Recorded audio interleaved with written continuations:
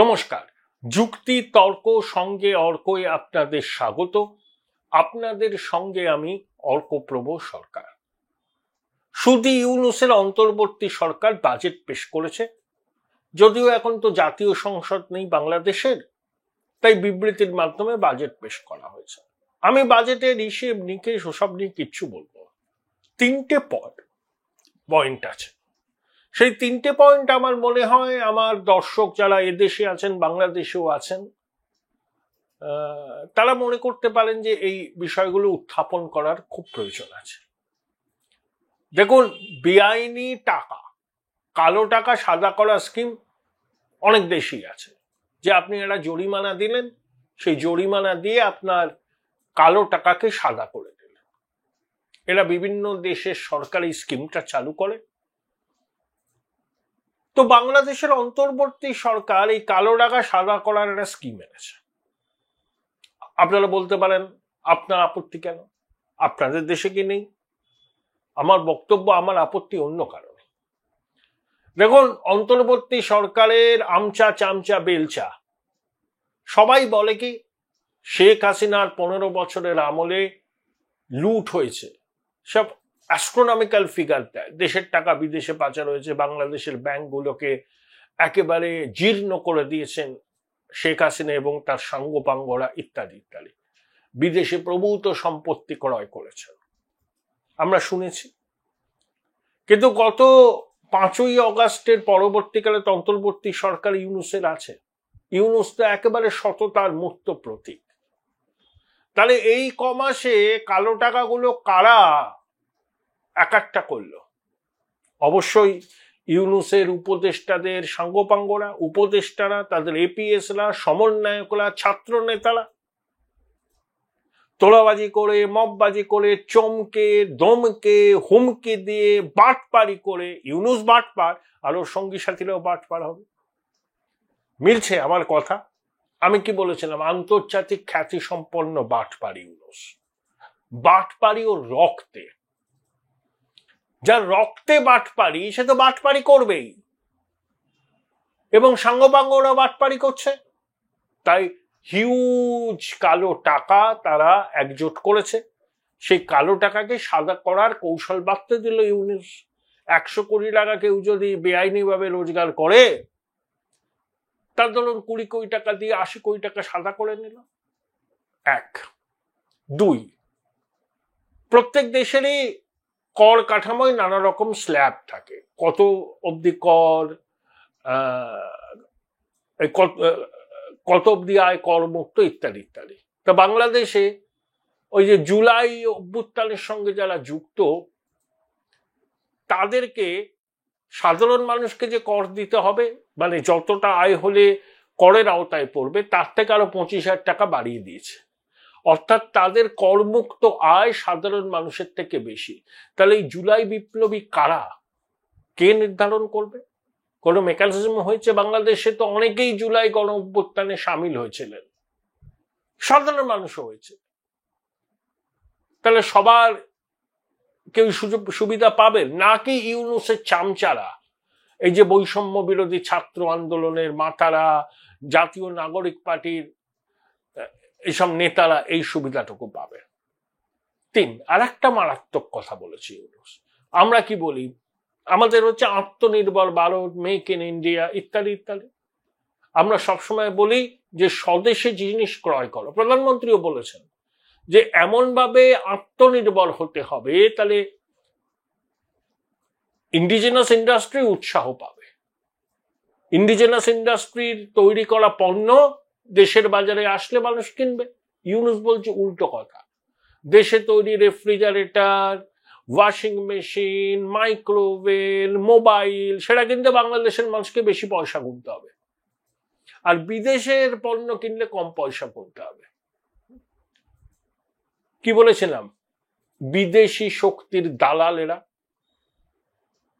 কোন আত্মমর্যাদা জ্ঞান সম্পন্ন মানুষ যিনি দেশের রাষ্ট্র ক্ষমতায় এসেছেন, অবৈধভাবে এসেছেন, তারা বাজেট করছে, সেখানে দেশি পণ্য কিনতে গেলে বেশি পয়সা দিতে হবে, আর বিদেশি পণ্য কিনতে গেলে আপনাকে কম পয়সা দিতে হবে। বাহ, চমৎকার। এই না হলে ইউনুস, তবে ইউনুসের ভান্ডা ফোড় করে দিয়েছে একটা বিদেশি সংবাদ মাধ্যম, সেটা হচ্ছে সানডে গার্ডিয়ান। তারা কি বলেছে আমি আপনাদের পড়ে শোনাবো। মানে আমি যে শিরোনামটা দিয়েছি না, যে ইউনুসকে ন্যাংটো করে দিয়েছে, ঠিক সেরকমই। 1 জুন সানডে গার্ডিয়ানের অপেট পেজে একটা আর্টিকেল বেরিয়েছে, তার শিরোনাম হচ্ছে melt down in Bangladesh gaining speed. লিখেছেন এমডি নালাপাত। কি লিখছেন তিনি, আমি তার লেখা থেকেই আপনাদের কিছুটা পড়ে শোনাচ্ছি। Bangladesh has in effect become a captive of extremists who use the standing within much of the international community of Yunus to camouflage and to whitewash the atrocities they are doing, not least amongst the shrinking Hindu and Christian minorities of the country. Of course, the present rulers of Bangladesh have managed to influence enough whispers and courtiers in the councils of the powerful in multiple countries to back them, despite what is happening in plain sight to minorities in the country. Yunus তো আন্তর্জাতিক সংবাদ মাধ্যমে সাক্ষাৎকার দিতে খুব ভালোবাসে, কখনো Al Jazeera, কখনো নিউ ইয়র্ক টাইমস, কখনো আমাদের হিন্দু, কত সাক্ষাৎকার দিয়েছে তার ইয়র্কটা নেই, মানে মসনদে বসার পর বিবিসি। কিন্তু ইউনুসকে ন্যাংটো করে ছেড়ে দিয়েছে এই প্রতিবেদনটি। ইউনুসের পক্ষ থেকে এই প্রতিবেদনকে সত্যতা নিয়ে প্রশ্ন করে বলা হয়েছে উদ্দেশ্য প্রণোদিত, এর সঙ্গে নাকি বাস্তবের কোনো মিল নেই। আসলে ইউনুস তো বাংলাদেশের অনুপ্রাণিত গৃহপালিত সংবাদ মাধ্যমকে পাত্তাই দেয় না। যখনও বাইরে ছিল, বাংলাদেশের কোন সাংবাদিককে ফোন করে কথা বলতে পারত? এখন অন্তর্বর্তী সরকারের প্রধান হওয়ার পর একবার প্রথম আলোকে দিয়েছে, একবার বিবিসি বাংলাকে দিয়েছে, একটা মতিউর রহমান চৌধুরীর একটা কাগজ আছে নিউ ওয়েভ, তাকে দিয়েছে। কিন্তু ওর নজর হচ্ছে বিদেশি সংবাদ মাধ্যম, যাতে ওর ইমেজ টিমেজ খুব ভালো হয়। পোলা পোলা কাল নেই, অবিশ্রান্ত মিথ্যা কথা বলে, বলে everything is hunky dory, nobody should worry, Bangladesh এগিয়ে চলেছে, and situation is pregnant with possibility, সব বলে ইউনুস। কিন্তু ওর ভান্ডাটা ফোর করে দিয়েছে। তারপরে বলছে আওয়ামী লীগকে নিষিদ্ধ করা নিয়ে ওই প্রতিবেদনে বলা হয়েছে ও ইমানুয়েল মাকারের লাইনটা নিয়েছে, যেমন মরিন লাপাকে ইমানুয়েল মাকর পরবর্তী ফরাসি প্রেসিডেন্ট নির্বাচনে নিষিদ্ধ ঘোষণা করেছেন, এবং সেই লাইনটাই ইউনুস নিয়ে আওয়ামী লীগকে নিষিদ্ধ করেছেন। এবং একই সঙ্গে দেখুন, এই প্রতিবেদনে দাবি করা হচ্ছে যে শেখ হাসিনা না থাকতে পারেন, আওয়ামী লীগের হাসিনা ঘনিষ্ঠ নেতারা দেশে না থাকতে পারেন, কিন্তু আওয়ামী লীগের জনসমর্থন বাড়ছে, নিচের তলায় আওয়ামী লীগের কর্মীরা একটা হচ্ছেন, এবং তাদের দল নিষিদ্ধ হয়েছে কি আছে, তারা কোনো না কোনো ফর্মে নির্বাচনে প্রতিদ্বন্দ্বিতা করবেন। ঠিক যেভাবে পাকিস্তানে ইমরান খানের দলের লোকজন ইন্ডিপেন্ডেন্ট হয়ে প্রতিদ্বন্দ্বিতা করে, ইন্ডিপেন্ডেন্ট ব্লকই তো পাকিস্তান ন্যাশনাল অ্যাসেম্বলিতে সংখ্যাগরিষ্ঠ, তারা যাতে ক্ষমতায় আসতে না পারে, রাওয়ালপিন্ডি সেনারা এবং ইসলামাবাদের জুজুদান পক্ষ শাহবাজ শরীফ এবং জারদারির দল হাত মিলিয়ে একটা দুর্বল কোয়ালিশন সরকার গঠন করেছে। আমরা আজকে খবরের কাগজে খবর বেরিয়েছে যে বাংলাদেশের আন্তর্জাতিক বিমানবন্দরের অধিকর্তার সঙ্গে বাংলাদেশে নিযুক্ত পাক রাষ্ট্রদূত বাংলাদেশের বিমানবন্দরে 1 ঘন্টা গোপন রুদ্ধদ্বার বৈঠক করেছেন। কেন? পাক রাষ্ট্রদূত বাংলাদেশের আন্তর্জাতিক বিমানবন্দরে গিয়ে বিমানবন্দরের অধিকর্তার সঙ্গে কেন রুদ্ধদ্বার বৈঠক করবেন? চলিকে পিছে কেয়া হ্যায়? দুর্বৃত্ত রাষ্ট্র পাকিস্তানের মতলবটা কি? আমাদের আন্দাজ আছে মতলবটা কি। বাংলাদেশের মাটিকে ব্যবহার করে জঙ্গি কার্যকলাপ চালাবে পাকিস্তানের জঙ্গিরা। যেমন হাফিজ সঈদের ঘনিষ্ঠ দুজন বলেছে না যে জুলাই অগাস্টের গণ অভ্যুত্থানে তারা যুক্ত ছিল।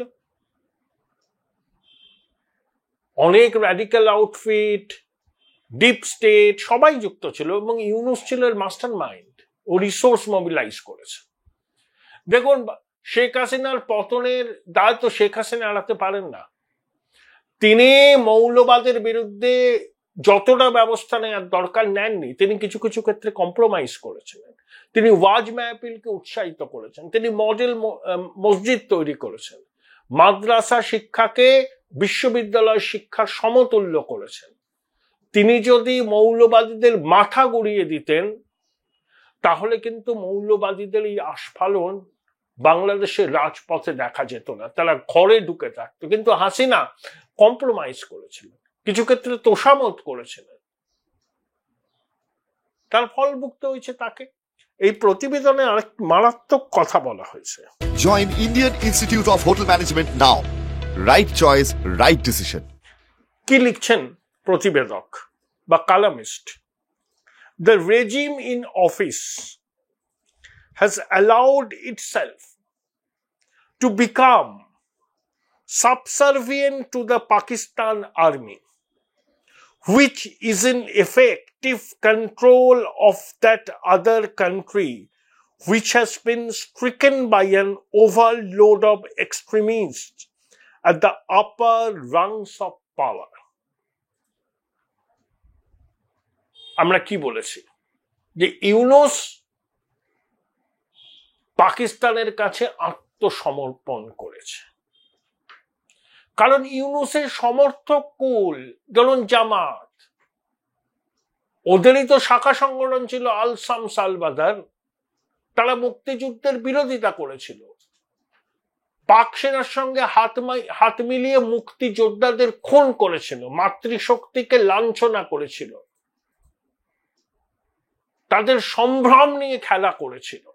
ইউনূসের পিছনের শক্তি তো এরা, তা এরা সাবসার্ভিয়েন্ট হবে না পাকিস্তান আর্মির কাছে? সেই জন্য তো পাকিস্তানের আইএসআই এর কর্তারা বাংলাদেশে রাষ্ট্রীয় সফর করেন, রেড কার্পেট বিছিয়ে তাদের অভ্যর্থনা জানানো হয়। লালমনিরহাটে আনসার আল্লাহ বাংলার প্রধান জসিমউদ্দিন রহমানের সঙ্গে আইএসআই এর কর্তারা বৈঠক করেন। লালমনিরহাটের পরিত্যক্ত এয়ারস্ট্রিপকে কিভাবে আবার পুনর্গঠন করা যায় তা নিয়ে চিন্তা ভাবনা হয়।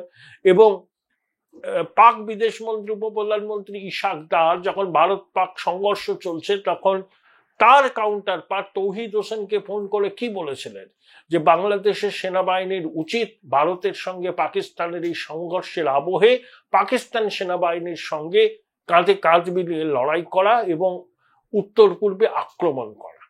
এটা পাকিস্তানের স্টান্স, ইউনূসেরও স্টান্স, দুটো এক জায়গায় হয়েছে। এবং পাকিস্তান আর্মি বোধহয় বকলমে বাংলাদেশের আর্মিকে চালায়। এত মাখামাখি একটা দুর্বৃত্তের রাষ্ট্রের সঙ্গে। যে অভিযোগগুলো আমরা করছিলাম যে সানডে গার্ডিয়ানের এই অপেডে, সেটাই উঠে এসছে, এটাই বাস্তব। ইউনূস পাকিস্তানের কোলে উঠে পড়েছে এবং যে কোনো মূল্যেও পাকিস্তানকে আলিঙ্গন করতে চায়, নইলে মুক্তিযোদ্ধাদের সংজ্ঞা পাল্টানো হয়েছে। শেখ মুজিবুর রহমান, তাজউদ্দিন মুক্তিযোদ্ধা নন, তারা মুক্তিযুদ্ধের সহযোগী শক্তি। যে বঙ্গবন্ধু বাংলাদেশের স্বাধীন বাংলাদেশের ঘোষণা করলেন ৭১ সালের ২৫শে মার্চ মধ্যরাতে, তারপরের দিন তাকে অ্যারেস্ট করে করাচি নিয়ে যাওয়া হলো। ১০ মাস তিনি পাকিস্তানের জেলে ছিলেন। প্রবাসী সরকার বাংলাদেশের হলো, তাজউদ্দিন, নজরুল ইসলাম সবাই ছিলেন। তারা মুক্তিযোদ্ধা নয়, তারা মুক্তিযোদ্ধার সহযোগী শক্তি। তো স্বাধীন বাংলাদেশ গঠনের ডাকটা কে দিয়েছিলেন? বঙ্গবন্ধু দিয়েছিলেন। তিনি মুক্তিযোদ্ধা নন, সহযোগী শক্তি। চমৎকার। আর ইউনূস তখন বিদেশে ছিলেন, পড়াশোনা করতেন। কেউ বলতে পারে ইউনূস মুক্তিযুদ্ধের সময় কোন সদর্থক ভূমিকা নিয়েছেন? তিনি উপদেষ্টা হওয়ার পর প্রথমবার ঢাকার শহীদ মিনার, সাভারের স্মৃতিসৌধ দেখেছিলেন। 85 বছর বয়সে। এই হচ্ছে ইউনূস। কোনো মাটির টান নেই বাংলাদেশের প্রতি। যে লোকের দেশের মাটির প্রতি টান নেই সে তো দেশকে বেচে দেবে। ওর উপদেষ্টাদের অনেকে বিদেশি নাগরিক। 18 কোটি বাংলাদেশের ভবিষ্যৎ নিয়ে সে চিন্তিত নয়। তারা শুধু আখের গোছাবে, এলোমেলো হলেই তারা লুটে পুটে খাবে। এটাই বাংলাদেশে হচ্ছে।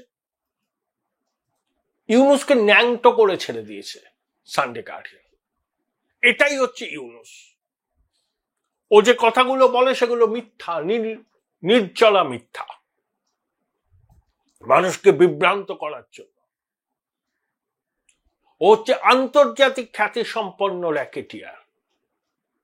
কিভাবে বাংলাদেশের সম্পদ লুট করা যায়, কিভাবে বাংলাদেশের মানুষকে টুপি দিয়ে বিদেশে অর্থ পাচার করা যায়, ইউনূসের থেকে ভালো কেউ জানে না। ও বড় সেলসম্যান। মিথ্যা কথাকে কিভাবে বেচতে হয়, কিভাবে বিশ্বাসযোগ্য ভাবে ফোলা ফোলা গাল নিয়ে বলতে হয়, ইউনূস হচ্ছে তার সব থেকে বড় দৃষ্টান্ত।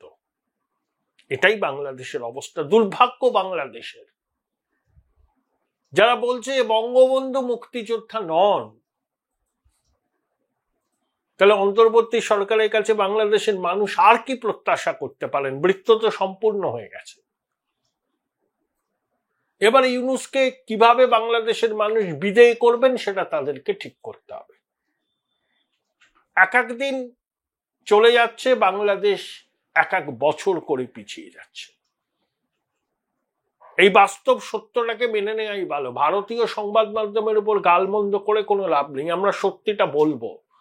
আমরা বাংলাদেশের সঙ্গে সম্পর্কের সোনালী অধ্যায় চাই, কিন্তু দুর্বৃত্ত, দুষ্কৃতি পরিচালিত এবং সমর্থিত ইউনূস সরকারকে আমরা কোনোভাবে পূর্ণ কূটনৈতিক স্বীকৃতি দেব না। এই বার্তাটা পরিষ্কার করে বলা আরো একবার প্রয়োজন। এবং মোদি ডক্ট্রিন হচ্ছে এটাই, বাংলাদেশের মাটি থেকে যদি কোনো সন্ত্রাসী গোষ্ঠী ভারতে হামলা চালায় বা হামলার পরিকল্পনা করে, তাহলে সেই সন্ত্রাসী গোষ্ঠী এবং সেই সন্ত্রাসী গোষ্ঠীর মদতদাতা দেশ ভারতের সার্বভৌমত্বের উপর হামলা করেছে বলে আমরা ধরে নেব, এবং প্রত্যুত্তর সামরিকভাবেই হবে। এটাই আমাদের নতুন নীতি।